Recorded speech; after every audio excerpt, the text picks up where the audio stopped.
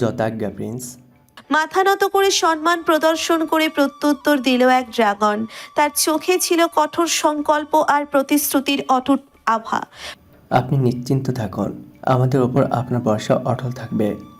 প্রত্যেকের কণ্ঠে প্রতিধ্বনিত হলো এক অভিন্ন প্রতিজ্ঞা, যেন পাহাড়ের এই নিবিড় অরণ্যে চাঁদের ম্লান আলোয় সেই প্রতিজ্ঞা প্রতিধ্বনিত হয়ে গেল। প্রকৃতির বুকে ছড়িয়ে পড়ল ড্রাগনের অনন্ত আনুগত্য। জ্যাসপার মাথা হেলিয়ে সন্তুষ্টি প্রকাশ করল। তার সবুজ দৃষ্টি যেন প্রতিটি ড্রাগনের অন্তরে সঞ্চারিত হলো। হঠাৎ তার চেহারায় এক প্রশান্তির আভা ফুটে উঠল, যেন সে জানে যে তার আদেশ এক মুহূর্তের জন্যও ভঙ্গ হবে না। আলবিরা, জ্যাসপার আর থারিনিয়াস তাদের প্রকৃত ড্রাগন রূপ ধারণ করলো। এক এক করে পাহাড়ের উপত্যকা থেকে নেমে এসে তারা মাটি থেকে আকাশে উত্থিত হলো। তাদের ডানাগুলির ভীষণ বিস্তৃত এবং শক্তিশালী ঝাপটাই চারপাশের গাছপালাও নড়ে উঠল। প্রত্যেকের দেহে শুকনো আঁকাবাঁকা আঁচড়ে ভরা তাদের গৌরবময় অতীতের সাক্ষ্য, এবং তারা যেন এক এক করে আকাশের দিকে উঠে গেল। আলবিরার বিশাল নীল ডানার ছটায় প্রতিফলিত হলো রাতের জ্যোৎস্না, যেন সে আকাশের বিশালত্বে এক আলোকময় সুরভি ছড়াচ্ছে। জ্যাসপার তার গাঢ় সবুজ রঙের দেহে সূক্ষ্ম সোনালী রশ্মির আভা ধারণ করে, যেন অনির্বচনীয় শক্তির এক প্রতিচ্ছবি। আর থারিনিয়াস ধূসর ছায়ায় ঘেরা তার দেহ, তার গা থেকে উদ্ভাসিত হচ্ছে এক অজেয় গাম্ভীর্য। তিনটি বিশাল ড্রাগন একত্রে মহাসমুদ্রের উপর দিয়ে উঠছে, যেন আকাশ নিজেই তাদের পথ তৈরি করে দিচ্ছে। বাতাসের প্রতিটি ঝাপটাই তাদের ডানাগুলি আকাশের সাথে এক অদৃশ্য সুর মিলিয়ে যেন এক অদ্ভুত সঙ্গীত সৃষ্টি করছে। মহাসমুদ্রের অসীম জলরাশি তাদের প্রতিফলনে পূর্ণ, এবং তারা দ্রুত গতিতে একরকম অপ্রতিরোধ্য দৃঢ়তার এগিয়ে চলছে, যেন এই গন্তব্যই তাদের পরম লক্ষ্য, লন্ডন, যেখানে তাদের আগমনে ইতিহাস নতুন করে রচিত হবে। ফিওনা নিঃশব্দে কিচেন থেকে বেরিয়ে লিভিং রুমের দিকে পা বাড়ালো। চারপাশের শূন্যতা যেন তাকে আরো বেশি অস্থির করে তুলছে। সবকিছুই অস্বাভাবিকভাবে নিস্তব্ধ, প্রায় শূন্য। এই বিশাল গ্লাস হাউস যেন অজানা আতঙ্কে মগ্ন। ফিওনার মনে কৌতূহল আর ভয় একসাথে ঢেউ তুলছে। প্রায় ছায়ার মতো নিস্তরঙ্গ পায়ে যে মূল দরজার কাছে গিয়ে দাঁড়ালো, দরজা খোলার জন্যে কৌশল ভাবছে। একটু একটু করে আশার আলো দেখছিল যে সে এবার এই জায়গা থেকে বের হতে পারবে। ঠিক সেই মুহূর্তেই পেছন থেকে অ্যাকোরিয়ার গভীর ও নিস্তরঙ্গ কণ্ঠস্বর ভেসে এলো। ফিওনা, এত রাতে এখানে কি করছো? ফিওনা চমকে পিছনে ফিরে তাকালো, অস্বস্তি আর লজ্জা মিশ্রিত কণ্ঠে উত্তর দিল, না, দেখছিলাম হাউসটা আজ অদ্ভুত নীরব, যেন সবাই কোথাও চলে গেছে। অ্যাকোয়ারা তার দিকে স্থির দৃষ্টিতে তাকিয়ে বলল, প্রিন্স জেসপার, আলবিরা আর থারিনিয়াস একটি বিশেষ মিশনে গিয়েছে, তবে বাকিরা হাউজেই আছে। কৌতূহল সামলাতে না পেরে ফিওনা বলল, কিসের মিশন? এথিরিয়নকে মুক্ত করতে। অ্যাকোয়ারার উত্তর যেন তার ভিতর থেকে কোনো অজানা তীব্র ভয়কে জাগিয়ে তুলল। ফিওনার মনটা অজান্তেই ভারী হয়ে গেল। তারা কি এই বিপজ্জনক পথে গিয়ে তার গ্র্যান্ডপার কোনো ক্ষতি করে ফেলবে? গ্র্যান্ডপার জীবনের জন্যে তার মন আকুল হয়ে উঠল। অনন্ত শূন্যতার দিকে তাকিয়ে সে প্রার্থনা করল, প্লিজ ঈশ্বর, আমার গ্র্যান্ডপাকে ওই ভয়ঙ্কর ড্রাগনের হাত থেকে রক্ষা করো। ফিওনার নিঃশব্দ প্রার্থনার শব্দ যেন অন্ধকার আকাশের দিকে ভেসে যেতে লাগলো।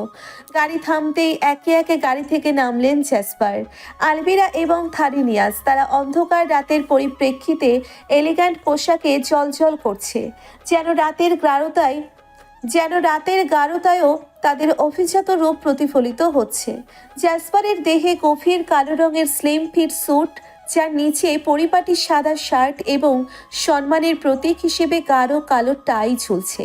হাতে ধরে আছে কিছু ল্যাব নোট, যেন তার গাম্ভীর্যের গৌরব আরও স্পষ্ট করছে।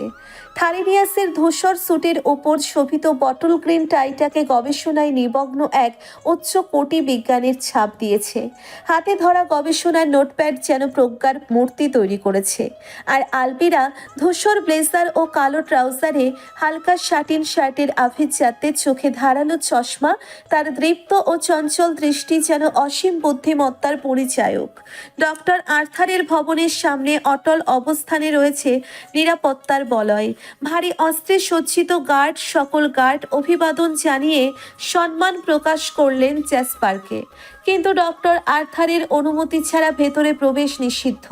জ্যাসপার দৃঢ় কণ্ঠে আভিজাত্যের পরতে পরতে মোড়ানো এক অতুলনীয় সংলাপে বললেন, মিস্টার আর্থারের কাছে জানিয়ে দিন গ্রিসের বিখ্যাত সায়েন্টিস্ট জ্যাসপার অরিজিন তার সাথে দেখা করতে চান বিশেষ একটা কাজে। তার কথাগুলি যেন অতল গভীর থেকে উৎসারিত, দৃঢ় সংকল্পে মোড়া এক প্রত্যয়। গার্ডরা মুহূর্তেই সদ্বিদ ফিরে পেল এবং নিরবধি শ্রদ্ধায় প্রণতি জানিয়ে এগিয়ে গেল ডক্টর আর্থারকে সংবাদ দেওয়ার জন্য। গার্ডরা অনুমতি নিয়ে ফিরে আসার পর তাদের আধুনিক ইলেকট্রনিক যন্ত্রের সাহায্যে প্রবেশের আগে জ্যাসপার, থারিনিয়াস এবং আলবিরাকে নিবিড়ভাবে সার্চ করলো। গার্ডদের কার্যক্ষমতা ও প্রযুক্তিগত দক্ষতা দেখে জ্যাসপারের মনে একটি কৌতূহল জন্ম নিল, যদিও তার উদ্দেশ্য ছিল আরও মহতী। মেইন দরজা অতিক্রম করে তারা অন্ধকার করিডোর পার হয়ে ভিতরে প্রবেশ করলেন।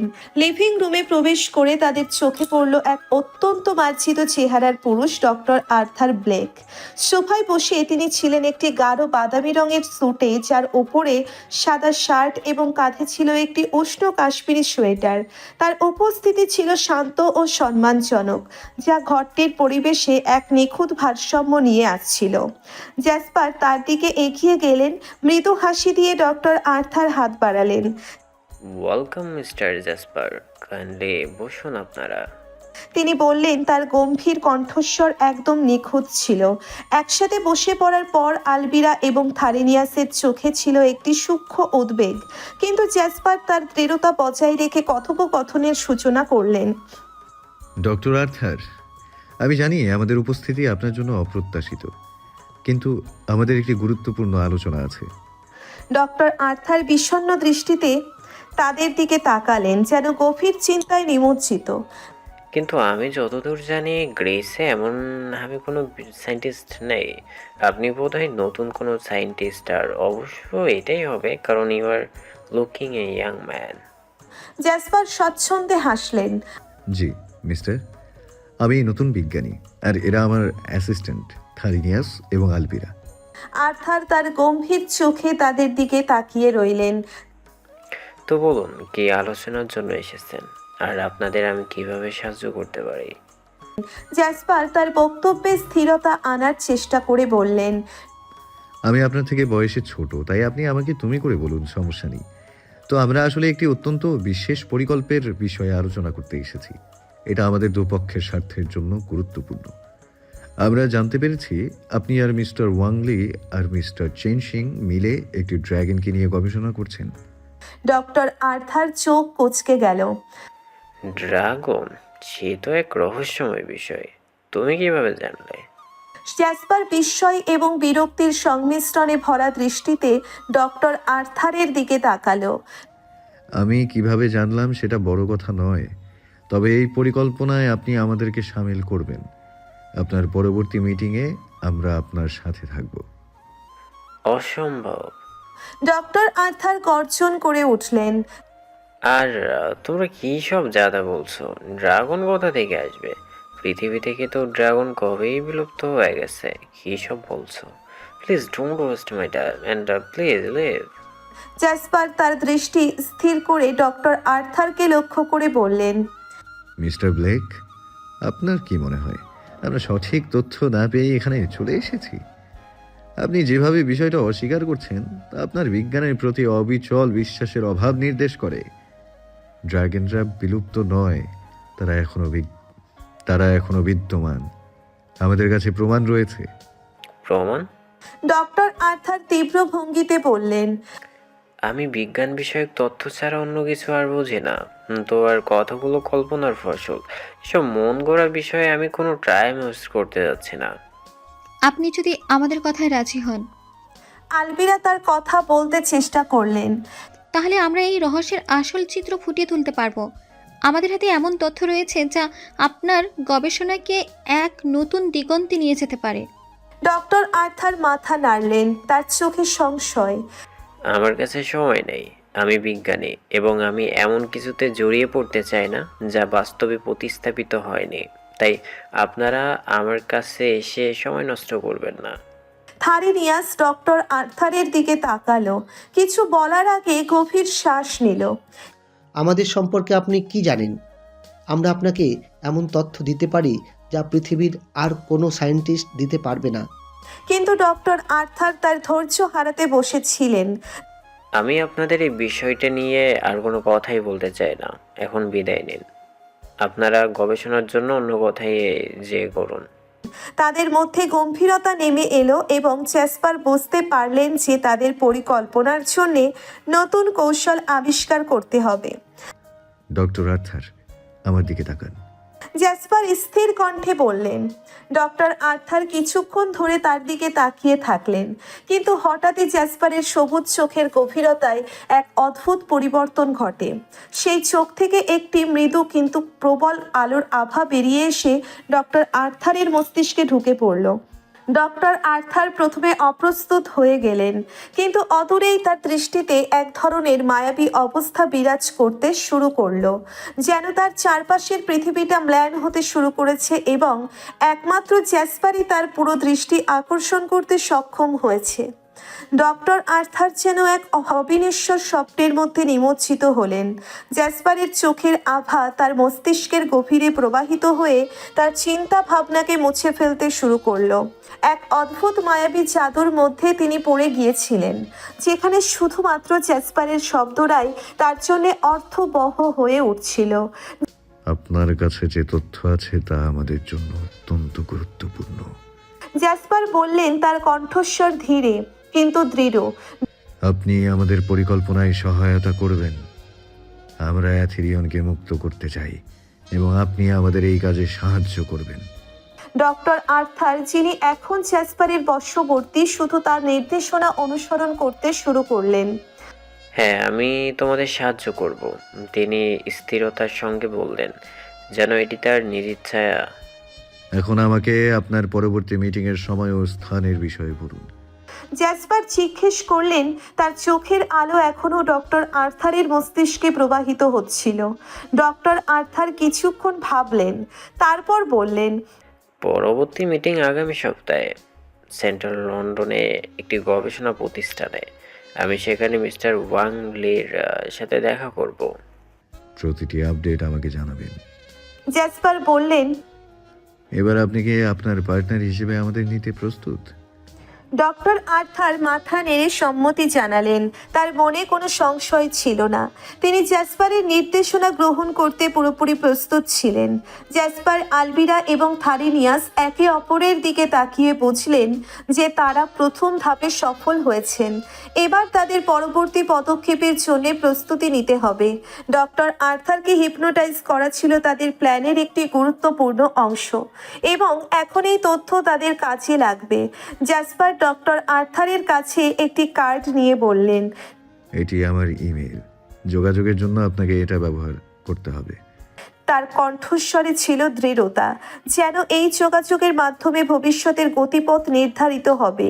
ডক্টর আর্থার, যিনি এখনও হিপনোটাইজড অবস্থায় ছিলেন, নিঃশব্দে কার্ডটি গ্রহণ করলেন। তার চোখে কোনো ভাবনা ছিল না, শুধু একান্তভাবে জ্যাসপারের নির্দেশনা অনুসরণ করছিলেন।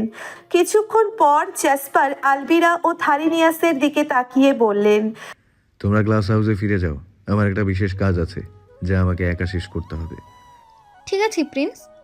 আলবিরা উত্তর দিল, তার কণ্ঠে উদ্বেগের ছোঁয়া ছিল। জ্যাসপার মাথা নেড়ে বললেন, ভয় পাওয়ার কিচ্ছু নেই, আমি সঠিক সময়ে ফিরে আসব। থারিনিয়াস আলবিরার দিকে তাকিয়ে বললেন, আমরা এখনই চলে যাই। প্রিন্সের নির্দেশনায় আমাদের কাজ শেষ করতে হবে। থারিনিয়াস আর আলবিরা একত্রে গাড়ির দিকে পা বাড়ালেন। যখন জ্যাসপার স্থির দাঁড়িয়ে রইলেন, তার মনোযোগ ছিল ভবিষ্যতের প্রতি, যা এখন সম্পূর্ণরূপে তার হাতে। তাদের পরিকল্পনা বাস্তবায়নে নতুন চ্যালেঞ্জ আসবে, কিন্তু সে জানত যে সঠিক সময়ে সঠিক পদক্ষেপ নিলে সব কিছুই সম্ভব। আলবিরা ও থারিনিয়াস গাড়িতে উঠে যাওয়ার পর জ্যাসপার এক মুহূর্তের জন্য দাঁড়িয়ে পড়ল। সে একদৃষ্টিতে সামনে তাকালো, তার মনে দৃঢ় সংকল্প নিয়ে, এবং আস্তে আস্তে সেই পথ ধরে এগিয়ে গেল যা তাকে নতুন পরীক্ষার দিকে নিয়ে যাবে। মিস্টার চ্যান সিং এখনও একটি নিঃসঙ্গ কক্ষে বন্দী। কক্ষটি অন্ধকারাচ্ছন্ন এবং শীতল, যেন অভ্যন্তরে থাকা কোনো আশার আলো প্রবেশ করতে পারে না। প্রতিদিন কয়েকজন গার্ড তার কাছে খাবার রেখে যায়, কিন্তু তাদের মুখাবয়বের জন্যে কোনো সহানুভূতি বা কথা থাকে না। তারা একদৃষ্টিতে খাবার রেখে চলে যায়। অথচ ওয়াং লি তার সাথে দেখা করতে আসেনি। দিন গড়িয়ে যাওয়ার পরও তার কোনো পদচারণা নেই। চ্যান সিংয়ের মনে এক ধরনের উদ্বেগ এবং অধৈর্যতা দেখা দিতে শুরু করেছে। তিনি জানেন তার বন্দিত্বের কারণ কেবল একটি ড্রাগনের শক্তি এবং তার সঙ্গে সম্পর্কিত গবেষণা। অথচ এই মিসিং পিসটি তার জীবনে এক অন্ধকারময় চিত্রের মতো রয়ে গেছে। দুদিন আগে যখন গার্ডরা খাবার নিয়ে আসে, চ্যান সিং তাদের জিজ্ঞাসা করেছিলেন, ওয়াংলি কোথায়? কেন তিনি আমার সঙ্গে কথা বলতে আসছেন না? কিন্তু গার্ডরা উত্তর দিতে অস্বীকার করে, শুধুমাত্র চোখে চোখ রেখে চলে যায়, যেন তারা তাদের কর্তৃত্বকে নির্দেশ করতে চায়। চ্যান সিংয়ের মনের মধ্যে একটা পরিকল্পনা তৈরি হচ্ছে। সে জানে যদি তাকে মুক্তি পেতে হয় তাহলে তাকে নিজেই কিছু করতে হবে। তার শারীরিক অবস্থার অবনতি হলেও তিনি তার তথ্যের ব্যাপারে নিশ্চিত। যে কোনো মূল্যে তিনি এই পরিস্থিতি থেকে মুক্তি পেতে পারবেন। গার্ডদের রুটিনের প্রতি নজর রেখেই তিনি একটি সুযোগের অপেক্ষায় রয়েছেন। গভীর রাতে নিঃশব্দতা হঠাৎ করে ভেঙে পড়ে যখন আকাশে প্রতিধ্বনিত হয় একটি ভয়ঙ্কর গর্জন। আলবিরা আর থারিনিয়াস অনেক আগেই হাউসে ফিরে এসে গভীর ঘুমে নিমজ্জিত হয়েছে, কিন্তু ফিওনার চোখে ঘুমের পাতলা আবরণও নেই। বিছানায় শুয়ে শুয়ে সে গ্লাসের দেওয়াল ভেদ করে রাতের আকাশের দিকে তাকিয়ে থাকে। তার মন কেবল অজানা চিন্তায় ভরে আছে। হঠাৎ করে নতুন করে একটি ভূমিকম্পের মতো কম্পন অনুভূত হয়। ফিওনার হৃদয় মুহূর্তের জন্যে থমকে যায়। তবে সে চমকায় না। সে জানে রাতে যখন ড্রাগনরা আসে বা যায় তখন এমনটা হওয়া স্বাভাবিক। তাদের বিশাল দেহের ভার এই পাহাড়ের স্থলকে নাড়িয়ে দেয়। ফিওনার মনে প্রশ্ন ঘুরপাক খাচ্ছে, গ্র্যান্ডপা ঠিক আছে তো, নাকি বিপদের সম্মুখীন হয়েছে? এই দুশ্চিন্তাগুলি তার মনকে তাড়িয়ে বেড়াচ্ছে, কিন্তু সে ভাবে কেন গ্র্যান্ডপা তার খোঁজ করছেন না? তাহলে কি জ্যাসপার তাকে এমন জায়গায় এনে রেখেছে সেখানে খোদ পৃথিবীর কেউই পাবে না? জ্যাসপার মাটিতে শক্ত গড়নে পা রাখতেই এক ঝটকায় তার বিশাল ড্রাগন রূপ পাল্টে মানব রূপে ফিরে আসে। তবে সেই মুহূর্তে তার শরীরের অবস্থা ভালো ছিল না। পাহাড়ের চূড়ায় শুয়ে সে ধীরে ধীরে ওঠার চেষ্টা করে, কিন্তু তার প্রতিটি সংকল্প যেন শরীরের দুর্বলতার কাছে নতি স্বীকার করছে। হিপনোটাইজ করার সময় তার শক্তির সীমা অতিক্রম হয়ে গেছে। শ্বাস নেওয়া তার জন্য একটি কঠিন কাজ হয়ে দাঁড়ায়। সে অনুভব করে তার ফর্সা গায়ের রং ধীরে ধীরে সবুজে রূপান্তরিত হচ্ছে, যেন তার ড্রাগন অভ্যন্তরের অসীম শক্তির প্রভাব প্রকাশ পাচ্ছে। গলায়, হাতের পায়ে অস্থিরভাবে ড্রাগনের আঁশের মতো কাঁপুনি অনুভব করে। তার ঘাড়ের ট্যাটুটি একটি সংকেত পাঠাচ্ছে, তাকে সতর্ক করছে। সে জানে তার শরীর দুর্বল হয়ে পড়েছে এবং সময়ের সাথে সাথে তা আরও খারাপ হতে পারে। তবে সাহসের অভাব নেই। জ্যাসপার নিজেকে বলল, আমি ড্র্যাগন প্রিন্স, আমি দুর্বল হতে পারি না। কোনো রকম বাধা আমাকে থামাতে পারবে না। এক হাতে পাহাড়ের জমিন ধরে সে নিজেকে টেনে তুলতে শুরু করে, তার মনোযোগ কেন্দ্রীভূত করে আপাতত নিচের কক্ষের দিকে। ড্রাগনদের মধ্যে তার শক্তির অতিক্রম ঘটিয়েও সে এখনও তার মিশন সম্পন্ন করার জন্য প্রস্তুত। আকাশের অন্ধকারের দিকে তাকিয়ে জ্যাসপার নিজের ভেতরে রাগ আর সংকল্পের আগুন জাগিয়ে তোলে। আমি যে কোনো মূল্যে আমার ভাইকে রক্ষা করব। ড্র্যাগনিসকে দেয়া কথা আমি রাখবো। পৃথিবীর কোনো দুর্বলতা আমাকে থামাতে পারবে না। জ্যাসপার দুর্বল শক্তিহীন দেহটাকে কোনো রকমে টেনে হিঁচড়ে গ্লাস হাউসের ভিতরে প্রবেশ করলো। প্রতিটি পদক্ষেপ যেন তাকে আরও ক্লান্ত করে তুলছিল। মনে হচ্ছিল শারীরিক শক্তির অবসান ঘটছে। শরীরের রং প্রায় সবুজ হয়ে এসেছে, যেন প্রাকৃতিক কোনো প্রক্রিয়ায় রূপান্তরিত হচ্ছে। জ্যাসপারের রক্তিম বেগুনি ঠোঁটছোড়া সবুজ রঙের মিশ্রণে এক প্রকার ফ্যাকাশে বাদামি রং ধারণ করেছে, যেন এক রহস্যময় লোকের আভা প্রকাশ করছে। তার মুখের এই পরিবর্তন একটি ভয়াবহ অভিজ্ঞতার ইঙ্গিত দেয়, যেন তার শরীরের শক্তি ও রং উভয়ই হ্রাস পাচ্ছে। মৃদু আলোয় তার ঠোঁটগুলো যেন মলিন ও অস্পষ্ট হয়ে উঠেছে, যা তার দুর্বলতা এবং দুশ্চিন্তাকে আরও স্পষ্ট করে তোলে। গলায়, বুকে এবং হাতে ড্রাগনের আঁশের মতো ফুটে উঠেছে অদ্ভুত চিহ্ন, যা তার ড্রাগন পরিচয়ের প্রতি ইঙ্গিত করে। এই আঁশগুলো যেন তাকে সতর্ক করে দিচ্ছে, বলছে যে সে এখনো সম্পূর্ণভাবে তার মানব রূপে ফিরে আসেনি। অদ্ভুত অনুভূতি, একদিকে শারীরিক দুর্বলতা, অন্যদিকে তার ড্রাগন শক্তির স্মৃতি, যা তাকে নাড়া দিচ্ছে। গ্লাস হাউসের ভিতরে ঢুকে সে এক মুহূর্তের জন্য দাঁড়িয়ে পড়ল। চারপাশের ঝিলমিল আলো তার অভ্যন্তরীণ অবস্থার সাথে এক ধরনের অদ্ভুত সঙ্গতি সৃষ্টি করছিল। আলো যেন তাকে অভ্যর্থনা জানাচ্ছিল, কিন্তু তার দুর্বল শরীরের অস্থিরতা তা প্রতিফলিত করতে পারছিল না। সে জানতো এই অবস্থায় তাকে আরও অনেক কিছুর মোকাবিলা করতে হবে, আর তাকে দ্রুত তার শক্তি ফিরে পেতে হবে। আমাকে সুস্থ হতেই হবে। সে মনে মনে বলল, নিজেকে উদ্বুদ্ধ করতে। তার হৃদয়ে এথেরিয়ানের জন্য একটি আবেগ, গভীর ভালোবাসা, যা তাকে আরও একবার শক্তি জোগানোর প্রতিশ্রুতি দিল। জ্যাসপার নিজেকে মানসিকভাবে দৃঢ় করতে চেষ্টা করল। সিঁড়ির কাঠের হাতল ধরে ধীরে ধীরে দোতলায় ওঠার জন্যে প্রচণ্ড পরিশ্রম করতে হলো তাকে। তার শরীর দুর্বল, প্রতিটি ধাপ তাকে যেন আরও বেশি ক্লান্ত করছে। সিঁড়ির প্রতিটি কাঠের শব্দ মনে হচ্ছিল যেন তার দুর্বলতা ও ভেঙে পড়ার চিত্র ফুটে উঠছে। উপর উঠে এসে সে এক পলক চারপাশে তাকালো। মনে হলো নিজের শারীরিক অবস্থার জন্য কিছু জরুরি করার প্রয়োজন। তার বোধগম্য হচ্ছে যে এই মুহূর্তে শরীরের বায়োকেমিক্যাল প্রয়োজন পড়বে। কিন্তু কেন? সে তো মাত্র একবার হিপনোটাইজ করেছে। এই প্রচণ্ড অসুস্থতা তার মনের গভীরে এখনও পরিষ্কার নয়। সে জানে পৃথিবীতে সার্ভাইভ করাটা এখন সত্যিই কঠিন হয়ে উঠেছে। এছাড়া এই মুহূর্তে ভেনাসে ফিরে যাওয়ার চিন্তা মনে আসতেই তার মনে গভীর উদ্বেগ দেখা দিল।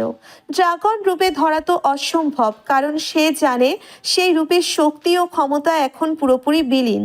দৃষ্টির সামনে ভাসতে থাকা এই সমস্যাগুলোর মধ্যে জ্যাসপার ঠিক করতে পারছিল না কিভাবে সে তার অবস্থার পরিবর্তন ঘটাবে।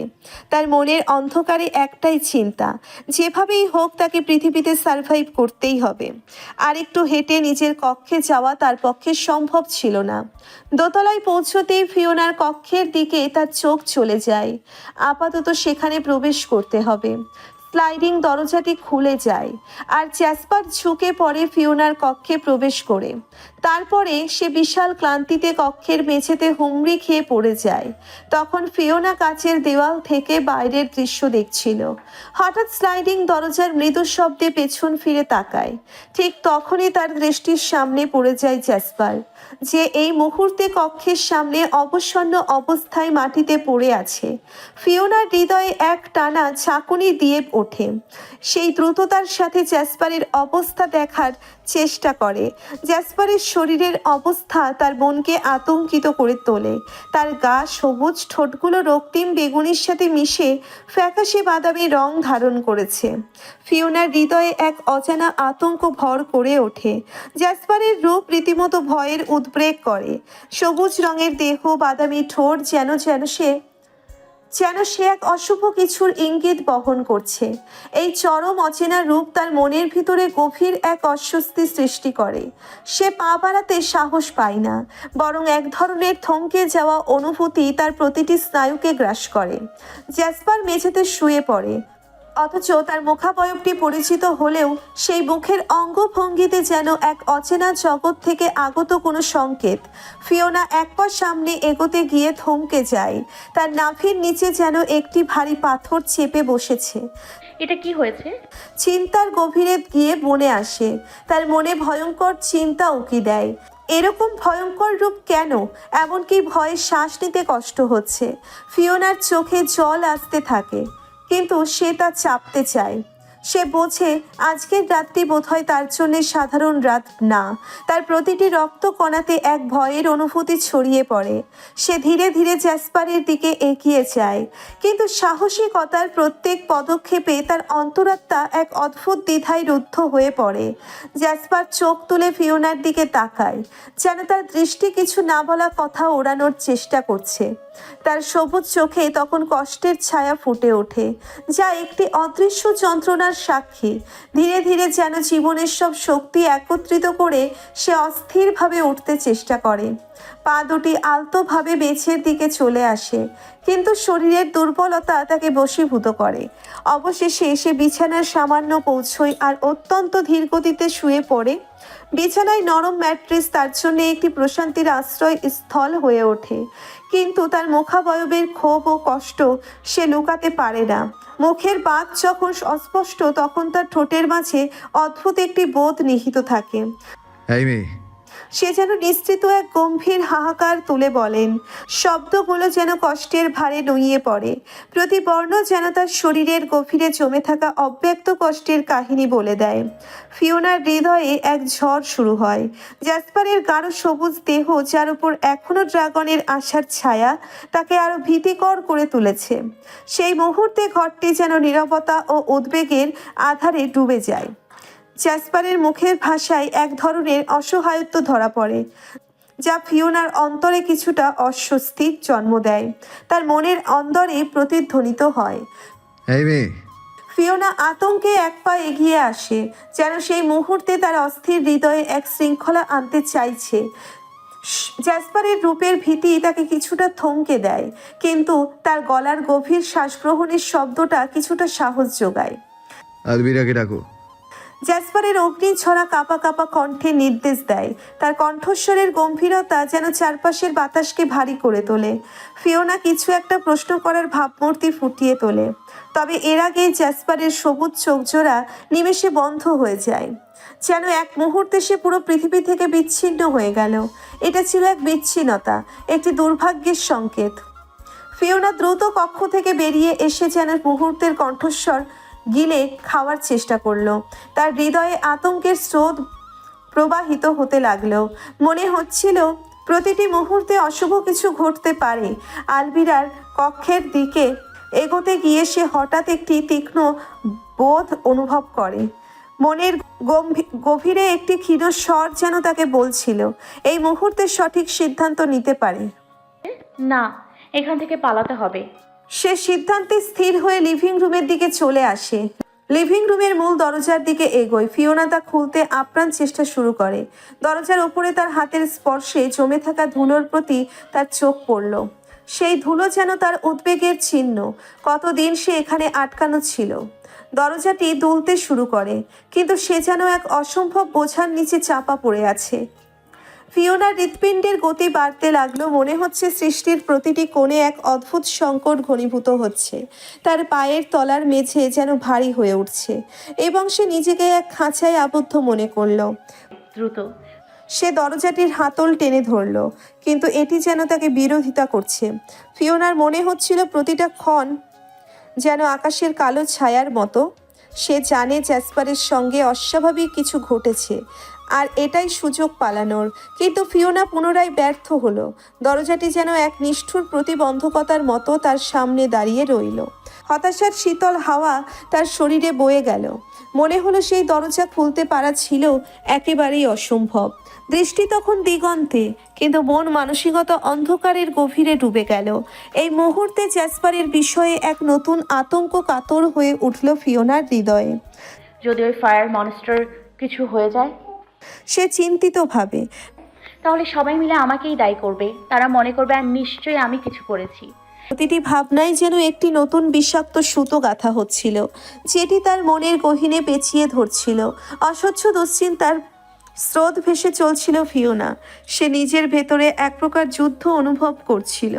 ঘরের চারপাশের আবহাওয়াও যেন তার সাথে প্রতারণা করছিল।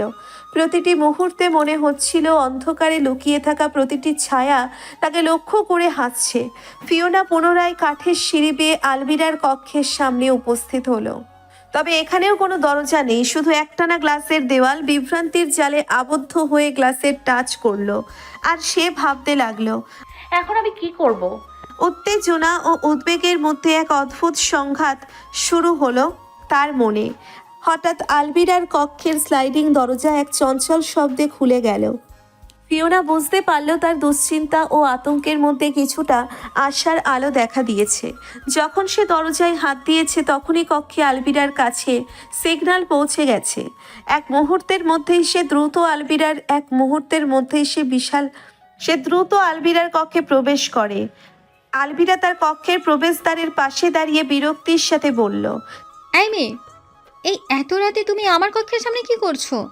তার কণ্ঠে উল্টো দিকে ঢোকা ভাঁজ ছিল। ফিওনা নিঃশ্বাস টেনে নিয়ে বলল। বলছিলাম যে আপনাদের প্রিন্স জাসপার, তার কি জানি হয়েছে। তার চোখের উন্মাদনা ও আতঙ্ক স্পষ্ট ছিল, যেন সে কিছু হারানোর ভয়ে কাতর। কি? প্রিন্সের কি হয়েছে? আর উনি কোথায়? আলবিরার কণ্ঠে উদ্বেগের প্রতিধ্বনি ছিল, কিন্তু সেই উদ্বেগের মধ্যেও এক ধরনের অবিশ্বাস ছিল। উনি আমার কক্ষে। আলবিরা হঠাৎ করে দরজার দিকে দৌড়ে বেরিয়ে গেল। সে দ্রুত থারিনিয়াসকে সিগন্যাল পাঠালো।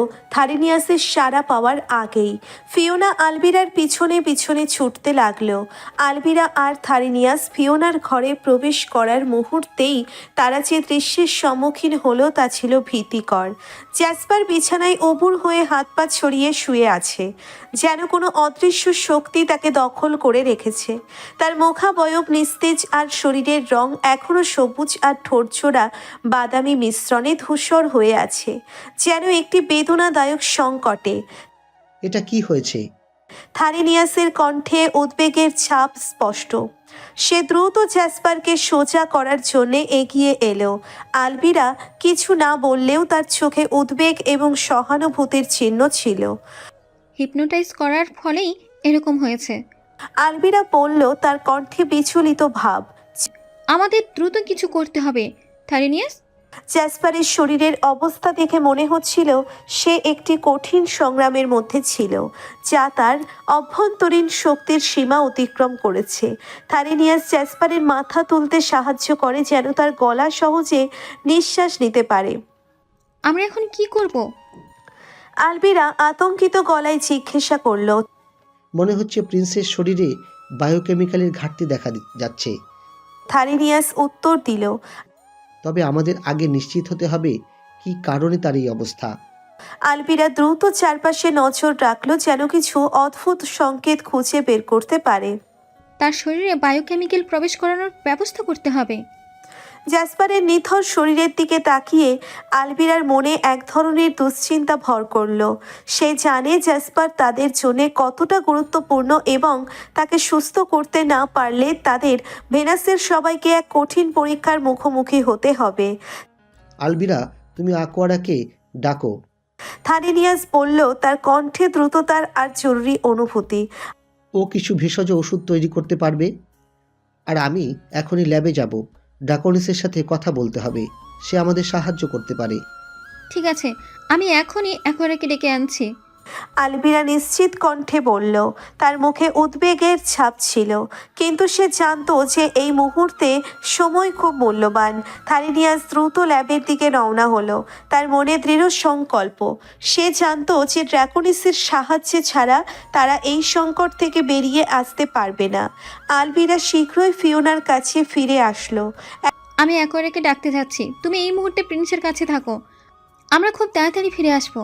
অ্যাকোয়ারা আলবিরার ডাক শুনে দ্রুত ফিওনার কক্ষে প্রবেশ করলো। তার চোখে উদ্বেগের ছাপ, আর আলবিরার কথাগুলো শুনে বুঝতে পারল যে পরিস্থিতি কতটা জটিল। আলবিরা, প্রিন্সের অবস্থা খুব গুরুতর। অ্যাকোয়ারা দ্রুত বলে উঠল। আমাদের হাতে সময় নেই, আমাকে এখনই ভেষজ ওষুধ তৈরি করতে হবে। তুমি এখনই যাও। আলবিরা উত্তর দিল। তাড়াতাড়ি উপাদান সংগ্রহ করে ওষুধ তৈরির কাজে লেগে পড়ো। প্রিন্সের জন্য এক একটা সময় এখন খুব গুরুত্বপূর্ণ। ঠিক আছে। অ্যাকোয়ারা মাথা নাড়িয়ে। আমি বাইরে যাচ্ছি, প্রাকৃতিক উপাদানগুলো খুঁজে বের করতে হবে। অ্যাকোয়ারা দৌড়ে বাইরে চলে গেল। পাহাড়ের পাদদেশে গিয়ে সে চারপাশের সৌন্দর্যকে এক ঝলকে দেখল। গাছের পাতাগুলো সবুজে মোড়ানো এবং ভেজা মাটির গন্ধ তাকে প্রচুর করে শক্তি দিল। প্রথমে সে চিঙ্কের সন্ধানে বের হলো। কিছুক্ষণের মধ্যেই সে এক প্রাচীন গাছের গোড়ায় একটি সোনালী রঙের পাথর দেখতে পেল। এটি চিঙ্কের উপস্থিতি নির্দেশ করে। এই তো। সে নিজে থেকেই বলল। গিনসেঙ্গের খোঁজে বের হলো। এই গাছের মূলটি শক্তি বাড়ানোর জন্য বিখ্যাত। দূরে একটি উঁচু টিলার উপর সে দেখতে পেল কিছু গিনসেঙ্গের ফুল। সে এগিয়ে গেল, মাথা নিচু করে কুড়ে কুড়ে বের করলো কিছু গাছের মূল। সে মনে মনে ভাবল, এইগুলো ভেষজের জন্য খুবই প্রয়োজন। তারপর আরও কিছু সময় কাটিয়ে অ্যাকোয়ারা হলো বার খুঁজে গেল। সে জানে এই ভেষজটি ক্লান্তি দূর করতে সাহায্য করবে। পাহাড়ের প্রান্তে তাকে একটি ছোট্ট ঝর্ণার পাশে স্যাঁতসেঁতে মাটিতে হলবা ফুলগুলো ফুটে থাকতে দেখল। এইগুলো পাওয়া গেছে। সে উল্লাসিত হয়ে বলল এবং দ্রুত কয়েকটি তুলে নিল। অবশেষে মোরিঙ্গা এবং ক্যামোমাইলের জন্য সে আরও গভীরে চলে গেল। কিছুক্ষণ পর সে একটি বন্য গাছের নিচে কিছু সুন্দর মোরিঙ্গার পাতা আবিষ্কার করলো। এটি অবশ্যই কাজে লাগবে। সে বলল, এক হাতে তুলে নিয়ে। বড় শেষে দূরে একটি ছোট মাঠে ক্যামোমাইলের ফুল দেখতে পেয়ে তার মুখে হাসি ফুটল। এগুলো তো নিঃসন্দেহে ভেষজের জন্য প্রয়োজনীয়। সে বলল এবং সেগুলি তুলে নিল। সব উপাদান সংগ্রহ করে অ্যাকোয়ারা গ্লাস হাউসে ফিরতে শুরু করলো। তার হৃদয়ে একটি আশা। আমি প্রিন্সের জন্য কিছু একটা তো করতে পারবো। অ্যাকোয়ারা হাউসে ফিরে কিচেনের দিকে তীব্র গতিতে এগিয়ে গেল। সে জানে জ্যাসপারের জন্য প্রতিটি সেকেন্ড অমূল্য। সব উপাদান একত্রিত করে সে দ্রুততার সাথে রসটি প্রস্তুত করতে শুরু করলো। মিষ্টি গন্ধ ও তাজা প্রাকৃতিক উপাদানের মিশ্রণে কিচেনটি এক ঝলমলে আভায় ভরে উঠল। একবার কাচের বোতলে রসটি ঢেলেছেন, সে নিশ্চিত হলো যে সব কিছু সঠিকভাবে হয়েছে। অন্যদিকে থারিনিয়াস ড্রাকোনিসের সঙ্গে ল্যাবে বসে কথা বলেছিল। তার কণ্ঠে উদ্বেগ ছিল, আর সেই উদ্বেগের চিহ্ন ছিল তার চোখের গভীরে। কিং, প্রিন্স অরিজিন অসুস্থ হয়ে গেছে। থারিনিয়াস বলল একটি গভীর শ্বাস নিয়ে। সব ঘটনা খুলে বলল থারিনিয়াস। পরিস্থিতি খুবই খারাপ জানালো ড্রাকোনিসের মুখে অভিব্যক্তি মুহূর্ত পরিবর্তন হলো। তার চোখে উদ্বেগের ছাপ। কি বলছো? আমার পুত্রের কি হয়েছে? প্রিন্সের শরীরের বিপর্যয় ঘটেছে, তাকে দ্রুত বায়োকেমিক্যাল প্রবেশ করাতে হবে। থারিনিয়াস ব্যাখ্যা করলো, তার কণ্ঠে তীব্রতা ছিল। কিন্তু কিং, ধীরে ধীরে বলল, ওই কেমিক্যাল পৃথিবীতে নেই। আমাদের দ্রুত কিছু করতে হবে। ড্রাকোনিস এক মুহূর্তের জন্য চিন্তা করলো। অ্যাকোয়ারা প্রকৃতির উপাদানগুলো ব্যবহার করে ঔষধ তৈরি করছে। থারিনিয়াস পুনরায় বলল, যদি ভেষজ উপাদান ঠিকঠাকভাবে কাজ করে তবে হয়তো প্রিন্সের শরীরের অবস্থা কিছুটা উন্নতি হবে। ড্রাকোনিসের হৃদয়ে এক অসহনীয় কষ্ট অনুভূত হচ্ছিল। নিজের অন্য এক পুত্রকে বিপদ থেকে রক্ষা করতে গিয়ে কত কঠিন পরিস্থিতির হতে হলো জ্যাসপারেসের কল্পনাও করতে পারছিল না। তার মনে হচ্ছিল জ্যাসপারের জীবনের জন্য এই মুহূর্তে প্রতিটি সেকেন্ড মূল্যবান। এই সব কিছু আমার জন্য হচ্ছে। ড্রাকোনিস বলল, তার গলা কাঁপছে। নিজের একজন পুত্রকে বিপদ থেকে রক্ষা করতে অন্য এক পুত্রকে কত বড় বিপদের মুখে ঠেলে দিলাম। ওর ব্রেইনে ডোপামিন হরমোন নিষ্ক্রিয় না হওয়ার প্রভাবে এসব হচ্ছে। পৃথিবীতে সার্ভাইভ করতে এই হরমোন অত্যন্ত গুরুত্বপূর্ণ। থারিনিয়াস তার গুরুজনের উদ্বেগের গভীরতা বুঝতে পারল এবং দ্রুত উত্তর দিল, তাহলে কিং, এখন আমরা কি করব? ড্রাকোনিসের চোখে দৃঢ়তা ফিরে এলো। অ্যাকোয়ারা যদি প্রকৃতির উপাদানগুলো ব্যবহার করে কিছু সৃষ্টি করতে পারে তবে আমাদের সেটার ফলাফলের অপেক্ষায় থাকতে হবে। যেভাবে হোক আমার পুত্রকে ঠিক করো থারিনিয়াস। ড্রাকোনিস বলল, তার কণ্ঠে হতাশা। এটা নাও।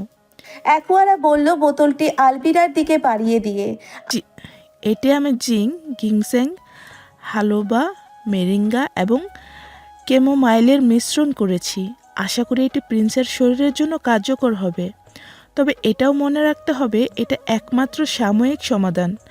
আমাদের বায়োকেমিক্যাল কিন্তু দরকার পড়বেই। আলবিরা মাথা নেড়ে বলল, অ্যাকোয়ারা, তুমি সঠিক বলছো। তবে তুমি কি নিশ্চিত যে এই রসটি প্রিন্সের জন্য যথেষ্ট হবে যদি তার শরীরে বিপদ গভীর হয়? এটা পরীক্ষিত। অ্যাকোয়ারা কিছুটা সংকল্পের দূরে উত্তর দিল। যতটুকু সম্ভব করেছি, তবে বাকিটা ওষুধ খাওয়ানোর পর বোঝা যাবে। এদিকে থারিনিয়াস কম্পিউটারের সামনে বসে নতুন কোনো উপায় খুঁজে বের করার চেষ্টা করছিল। তার চোখের সামনে অসংখ্য তথ্য ও গবেষণার নথি ঘুরতে লাগলো। ফিওনা হতাশা ও উদ্বেগের মাঝে দাঁড়িয়ে দাঁড়িয়ে কেবল ঘটনাগুলো দেখে গেল। তার চোখে এক অজানা শঙ্কা ছিল, যেন সে জানত কিছু একটা বড় বিপর্যয়ের দিকে এগিয়ে চলেছে। আলভিরা দ্রুত জ্যাসপারের মাথাটা একটু উঁচু করে তার ঠোঁটে ভেষজ ওষুধটি ঢেলে দেয়। ঔষধটি গলিয়ে যাওয়ার পর কিছুক্ষণ তারা অপেক্ষা করলো, কিন্তু সময় কেটে গেল, আর কিছু পরিবর্তন ঘটল না।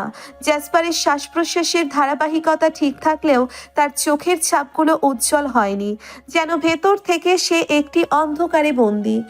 কিছু হচ্ছে না। আলবিরা অসন্তুষ্ট হয়ে বলল, থারিনিয়াস এখনো কেন আসছে না? আমাদের দ্রুত কিছু করতে হবে। এখন কি হবে আলবিরা? অ্যাকোয়ারা বলল, তার কণ্ঠে চিন্তা ও উদ্বেগের স্পষ্ট প্রতিফলন। অ্যাকোয়ারা, তুমি প্রিন্সের কাছে থাকো, আমি আসছি ল্যাব থেকে, দেখি যদি কোনো উপায় মেলে। আলবিরা দ্রুত ল্যাবে চলে যাওয়ার পর কক্ষে কেবল অ্যাকোয়ারা ও ফিওনা বাকি রইল। উভয়ের মুখাবয়বে উদ্বেগ স্পষ্ট ছিল। ফিওনা অ্যাকোয়ারার দিকে তাকিয়ে বলল, আচ্ছা অ্যাকোয়ারা, তোমাদের প্রিন্সের কি হয়েছে? কেন এত অসুস্থ? অ্যাকোয়ারা কিছুটা গম্ভীরভাবে উত্তর দিল, আজকে একজনকে হিপনোটাইজ করেছেন, তাই এমনটা হয়েছে। তবে এভাবে এত অসুস্থ হওয়ার কারণটা বোঝা কঠিন। ফিওনা মাথা নেড়ে বলল, কিন্তু অনেক সাইকিয়াট্রিস্ট তো মানুষকে হিপনোটাইজ করে, তাহলে তো এমন ভয়ঙ্কর অসুস্থতা হয় না তাহলে? সঠিক, কিন্তু সাইকিয়াট্রিস্টদের হিপনোটাইজ ক্ষণস্থায়ী। অ্যাকোয়ারা ব্যাখ্যা করল। তাদের ক্ষমতা কেবল কিছু সময়ের জন্য কার্যকর, কিন্তু আমাদের প্রিন্স যখন কাউকে হিপনোটাইজ করে, সেটা সারা জীবনের জন্য কার্যকর হয়। তাহলে উনি অসুস্থতা জেনে কেন হিপনোটাইজ করলেন? ফিওনার কণ্ঠে বিস্ময় স্পষ্ট। অ্যাকোয়ারা উত্তর দিল, অ্যাথেরিয়নের জন্য। কিন্তু ড্রাকোনিক্স তো বলেছিল পৃথিবীর মানুষের উপর দুবার হিপনোটাইজ করতে পারবে প্রিন্স। প্রথমবার হালকা দুর্বলতা হবে, কিন্তু এভাবে কেন গভীর অসুস্থতা হলো? অ্যাকোয়ারা গভীরভাবে ভাবতে লাগলো। আমার মনে হচ্ছে এটি তার ল্যাব ফাংশনাল ডিলিট করার কারণে হয়েছে। ফিওনা অবাক দৃষ্টিতে তাকিয়ে প্রশ্ন করল, এভাবে লাভ ফাংশনাল ডিলিট করাটা আবার কিভাবে সম্ভব? আমাদের জন্মের সময় ভেনাসে একটি প্রোগ্রামিং সিস্টেম থাকে। অ্যাকোয়ারা ব্যাখ্যা করতে শুরু করলো। তখন আমাদের বাবা মা সেটি নিজেদের মতন করে কনফিগার করতে পারে। কিং ড্রাগনিক্স প্রিন্সের প্রোগ্রামিং থেকে লাভ ফাংশনাল ডিলিট করে দিয়েছে, সুতরাং সে ভালোবাসা সে অনুভব করতে পারে না। তাহলে ওনার ভাইয়ের প্রতি এত ভালোবাসা কিভাবে? ফিওনা হতভম্ব হয়ে প্রশ্ন করল, মনে হচ্ছে ভাইয়ের জন্য নিজের জীবন দিতে প্রস্তুত। আরে এটা সেই ভালোবাসা না। অ্যাকোয়ারা ব্যাখ্যা করল, এটি একটি অন্যরকম আবেগ। বিপরীত লিঙ্গের প্রতি যে ভালোবাসা, নারীর প্রতি প্রেম, এই ধরনের প্রেমের ক্ষেত্রে ব্রেইনের ডোপামিন হরমোন নিষ্ক্রিয় হয়, কিন্তু আমাদের প্রিন্সের ক্ষেত্রে তা হয় না। হয়তো এই কারণে আজকে হিপনোটাইজ ফলে এরকমটা হয়েছে। ফিওনা হতভম্ব হয়ে এইসব শুনতে লাগলো। তার মনে নানা প্রশ্ন উকি দিচ্ছিল। এই প্রথমবার এমন কিছু শুনলাম। আদৌ কি সব সম্ভব? বলল অ্যাকোয়ারা, তার কণ্ঠে একটি দৃঢ়তা। ফিওনার সে মাথা নাড়িয়ে সম্মতি জানালো। অ্যাকোয়ারা চলে যাওয়ার পর হঠাৎ জ্যাসপার একবার কেঁপে উঠল, যেন বিদ্যুতের শক খাওয়ার মতো। ফিওনা ভয় পেয়ে গেল। ফিওনা ভয়ের আতিশয্যে ধীরে ধীরে জ্যাসপারের নিথর দেহের দিকে এগিয়ে যায়, কিন্তু হঠাৎ সে অপ্রত্যাশিতভাবে কার্পেটের ফাঁকফোকরে পা হোঁচট খায়। মুহূর্তের মধ্যে তার ভারসাম্য হারিয়ে যায় এবং সে এক অসাধারণ গতিতে জ্যাসপারের ওপর পড়ে যায়। এই অপূর্ণ সামঞ্জস্যের ফলে ফিওনার ঠোঁটগুলো সরাসরি জ্যাসপারের ফ্যাকাশে বাদামি ঠোঁটজোড়ার সাথে মিলে যায়। একটি নিঃশব্দ এবং অবাক কান্নার আবহে ফিওনার চোখ দুটি বিস্ফোরিত হয়ে যায়, যেন সময় এক ঝলকেই থেমে গেছে। তার হৃদয়ের কাঁপুনি মুহূর্তেই উপলব্ধি করে যে এই সজীব, অদ্ভুত এবং অচিন আবেগের শিখা তাকে এক নতুন অভিজ্ঞতার সম্মুখীন করছে। জ্যাসপারের ফ্যাকাশে ঠোঁট, যেখানে ফিওনার সঙ্গে প্রথম স্পর্শের স্মৃতি গেঁথে গেছে, আরও স্থির, অস্থির আর অনিশ্চিত হয়ে পড়ে ফিওনা। কয়েক সেকেন্ডের মধ্যেই জ্যাসপার ধীরে ধীরে তার চোখ খুলে নেয়, যেন গভীর তন্দ্রা থেকে বেরিয়ে আসছে। তার শরীরের সবুজ রঙের আভা গাঢ় থেকে হালকা হতে শুরু করে। একটি শক্তিশালী আবহে আবার জীবনের স্পন্দন ফিরে আসছে। শরীরের মধ্যে হালকা শক্তি অনুভব করতে থাকে, যেন কোথাও একটি নতুন সূর্যের আলো উজ্জ্বল হচ্ছে। যখন জ্যাসপারের চোখ বন্ধ ছিল, তখন জ্যাসপারের মস্তিষ্ক আর শ্রবণেন্দ্রিয় সজাগ ছিল। তখনই সে বুঝতে পেরেছিল ফিওনা তার উপরে পড়ে গিয়েছিল। এক অদ্ভুত উপলব্ধিতে সে বুঝতে পারে তার শরীরের অবস্থা তখন উন্নতির দিকে। এই সজাগ অনুভূতি তার মস্তিষ্কে পরিষ্কার হয়ে ওঠে। সে বুঝতে পারে যে ফিওনার অপ্রত্যাশিত চুম্বনই সম্ভবত তাকে পুনরুজ্জীবিত করার একটি উৎস হিসেবে কাজ করেছে। জ্যাসপার অনুভব করে ফিওনার ঠোঁটের স্পর্শে তার শরীর যেন একটি নতুনভাবে শক্তি অর্জন করছে, যে সে সেই অস্থিরতা থেকে বেরিয়ে এসে আবারও নিজের শক্তি খুঁজতে চায়। ফিওনা এক হাত দূরে দাঁড়িয়ে ছিল, জ্যাসপারের পরিবর্তনের দিকে লক্ষ্য রেখে। তার চোখে স্পষ্ট একটি আতঙ্কের রেখা ছিল, তবে মুহূর্তটি তড়িৎ গতির ছিল। কিছু বুঝে ওঠার আগেই জ্যাসপার বিছানা থেকে হালকা মাথা হেলিয়ে ফিওনার একটি হাত ধরে টান দেয়।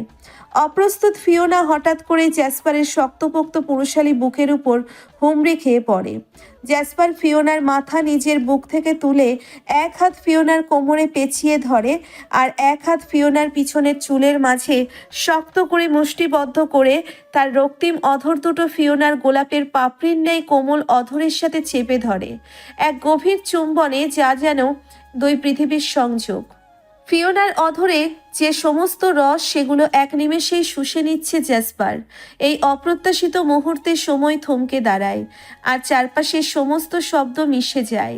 জ্যাসপার যখন ফিওনাকে উন্মাদের মতো চুম্বন করছিল, তখন তার ঠোঁটের সংস্পর্শে এসে ফিওনার জিভে একটি অদ্ভুত তেতো তরল জাতীয় স্বাদ ছড়িয়ে পড়েছিল।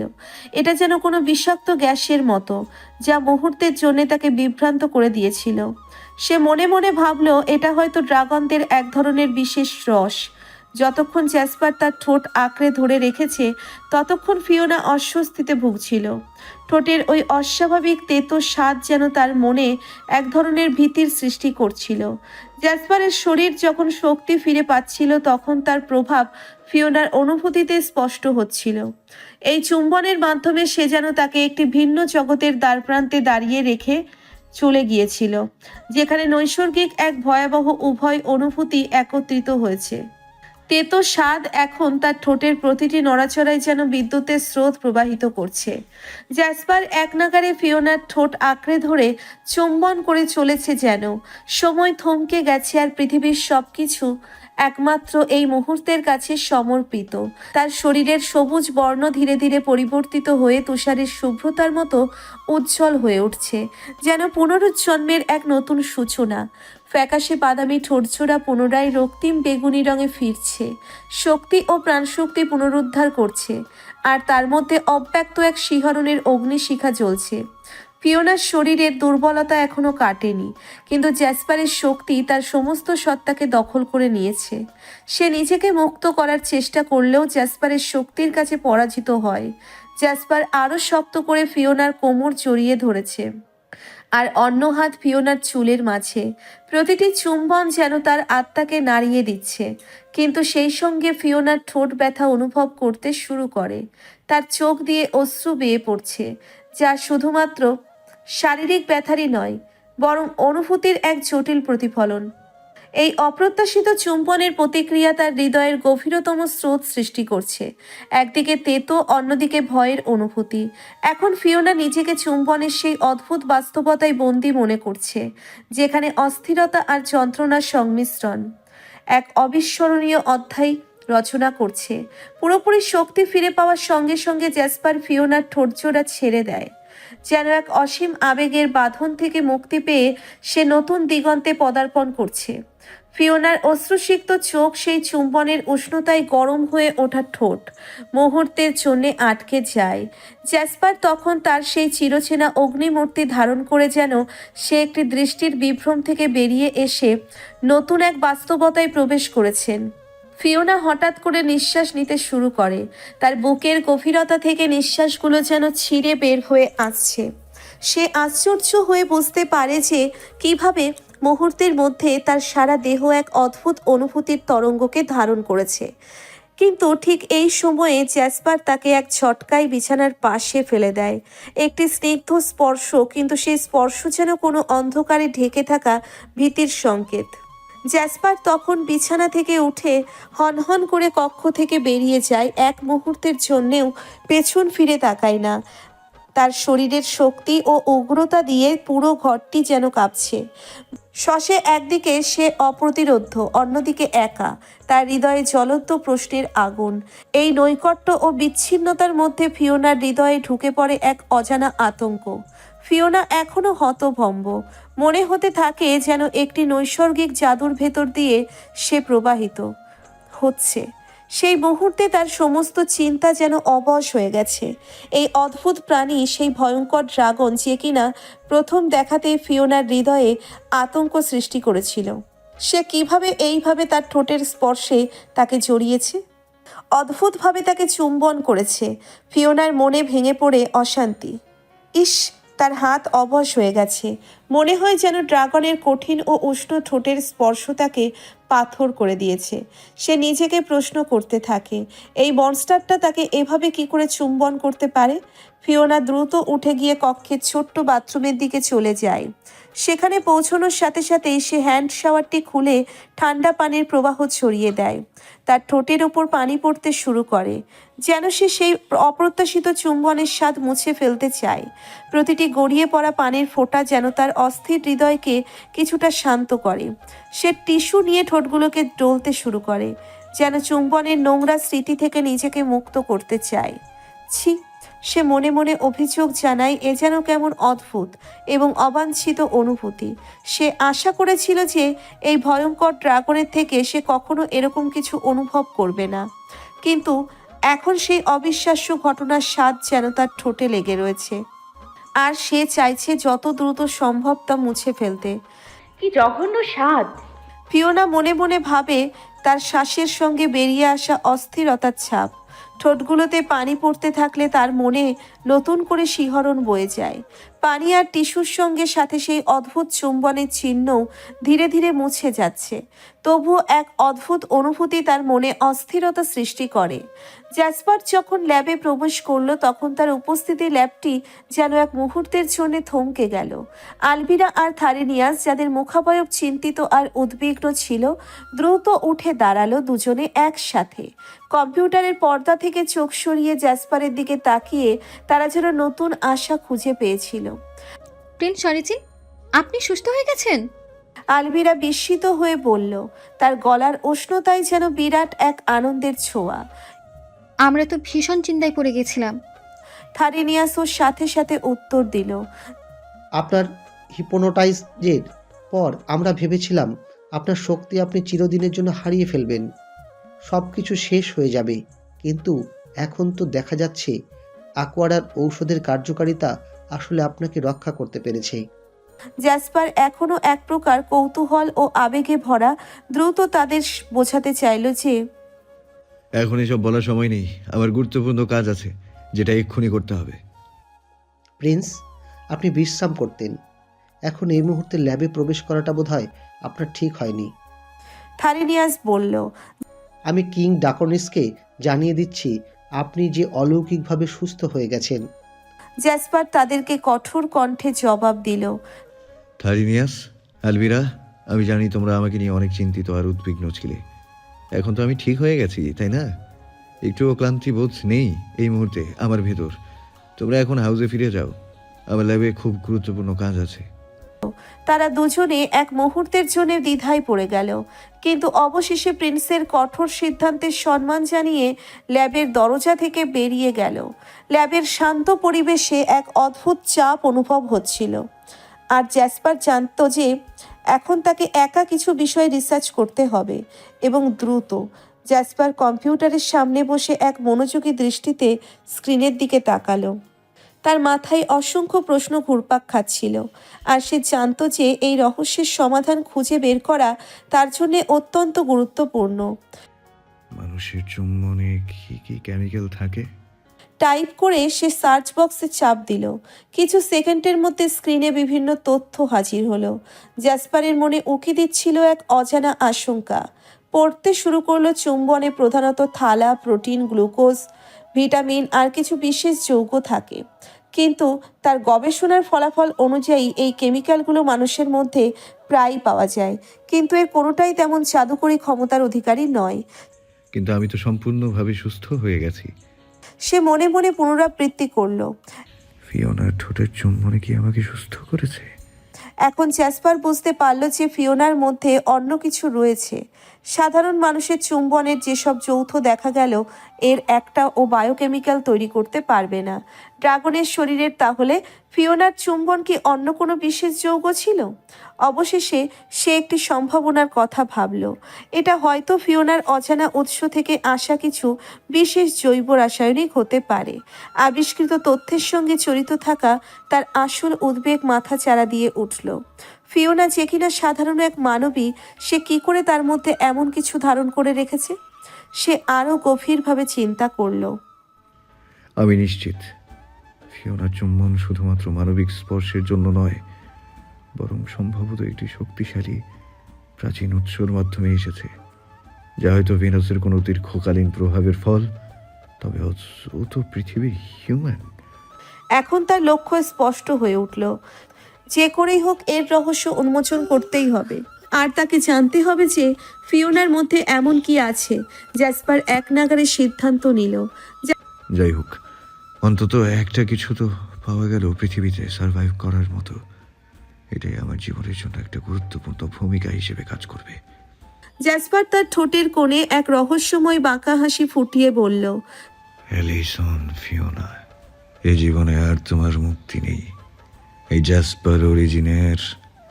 জ্যাসপার অরিজিনের শেকড়ে এখন তুমি চিরকালীনভাবে বন্দী। আমি ভেনাসের ড্রাগন প্রিন্স। আমার রক্তে বহমান অনন্ত শক্তি, আর সেই শক্তির অধীনে এখন তুমি আমার কাছে আবদ্ধ। যতদিন না আমি স্বেচ্ছায় এই পৃথিবী থেকে ত্যাগ করি, ভেনাসে ফিরে যাচ্ছি, ততদিন তুমি আমার করাল ছায়াতেই থাকবে। তবে এর জন্য যে দায়ী আমি নই, তুমি নিজেই, ফিওনা। ভুলবশত সেই অভিশপ্ত ফাঁদে পা দিয়েছ, যা এক অনিবার্য পরিণতির দিকে তোমাকে নিয়ে যাবে। তার চোখ এক অদ্ভুত দীপ্তি। মায়ার মোহ থেকে মুক্তি নেই সেখানে, বরং রয়েছে এক ক্ষমাহীন কঠোরতা। কম্পিউটারের দিকে দৃষ্টি নিবদ্ধ করে সে যেন প্রতিজ্ঞাবদ্ধ হলো যে অন্ধকারের শেকল তার অন্তরে বন্ধন তৈরি করেছে তা এতই দৃঢ় যে তা আর ভেঙে ফেলা সম্ভব নয়। হঠাৎ জ্যাসপার গভীর চিন্তায় নিমজ্জিত হয়ে পড়ল, যখন তার মাথায় এক অজানা ব্যথা বিদ্ধ করল। মনে হচ্ছিল যেন তার মস্তিষ্কের ভেতর কিছু নিষ্ক্রিয় হতে শুরু করেছে, একটি অদৃশ্য শক্তি যা তার চিন্তা এবং অনুভূতিগুলোকে ছিন্ন ভিন্ন করার চেষ্টা করছে। প্রতিটি সেকেন্ড অসহ্য যন্ত্রণা বাড়ছিল, তার মাথা ঝিমঝিম করছিল। হঠাৎ ব্রেইনে কি হচ্ছে? ভাবতে ভাবতে সে অনুভব করলো যেন তার মন মগজের এক কোণায় অজানা তথ্যগুলো বিক্ষিপ্ত হয়ে যাচ্ছে। সেই চুম্বনের স্পর্শে কি ছিল যা তার শারীরিক অবস্থাকে এতটুকু বদলে দিয়েছে? জ্যাসপার মাথাটা ঝাঁকিয়ে বিষণ্ণভাবে স্বীকার করলো, এত বছর ধরে আমি নিজের অস্তিত্ব টিকিয়ে রেখেছিলাম, কিন্তু আজকে প্রথমবার এমন কিছু হচ্ছে যা এর আগে কখনো ঘটেনি আমার সাথে। কি এমন রহস্যপূর্ণ শক্তি মস্তিষ্কে হানা দিল? তার মনে উকি দিল এক ভীতিকর চিন্তা। এটা কি সম্ভব? মনে হচ্ছে কোনো হরমোন মস্তিষ্কে নিষ্ক্রিয় হচ্ছে ধীরে ধীরে। জ্যাসপার কষ্টে চোখ বন্ধ করে নিল। তার মাথায় গর্জন শুরু হলো। মনে হচ্ছিল যেন সবকিছু অন্ধকারে ডুবে যাচ্ছে। না, এভাবে আমি আর যন্ত্রণা নিতে পারবো না। আমাকে অবশ্যই এই পরিস্থিতির মোকাবেলা করতে হবে। কিন্তু মাথার ব্যথা ক্রমশই বাড়ছিল। তার মস্তিষ্কের ভেতর যেন অদৃশ্য রশ্মি আলোর তীব্রতা বেড়ে যাচ্ছিল। মনে হচ্ছিল একটি অশুভ শক্তি তার উপর ভর করে বসেছে। হঠাৎ করে জ্যাসপারের মনে একটি ইঙ্গিত এলো, একটি অতীতের কণ্ঠস্বর যেন তাকে স্মরণ করাচ্ছে, কখনো হৃদয়ের অনুভূতিকে অগ্রাহ্য করো না। জ্যাসপার বুঝতে পারল এই যন্ত্রণার মধ্যে লুকিয়ে আছে একটি সত্য, একটি উত্তর যা তার অপেক্ষায়। তবে সেই সত্য উদ্ঘাটন করতে হলে তাকে ফিওনার সংস্পর্শে থাকতে হবে। আলবিরা, থারিনিয়াস আর অ্যাকোয়ারা বসে নিজেদের মধ্যে আলোচনা করছিল। তাদের চিন্তায় নানা দুশ্চিন্তা আর আশাবাদী কাঁপছিল। হয়তো ভেষজ ওষুধের প্রভাব কাজ করেছে, একটু সময় নিয়ে। আলবিরা বলল, তার কণ্ঠে একটি সাবধানী আসবাব ছিল। যদিও একটি সময় সাপেক্ষ, কিন্তু প্রিন্সের শারীরিক পরিস্থিতি কিছুটা উন্নতির দিকে গিয়েছে।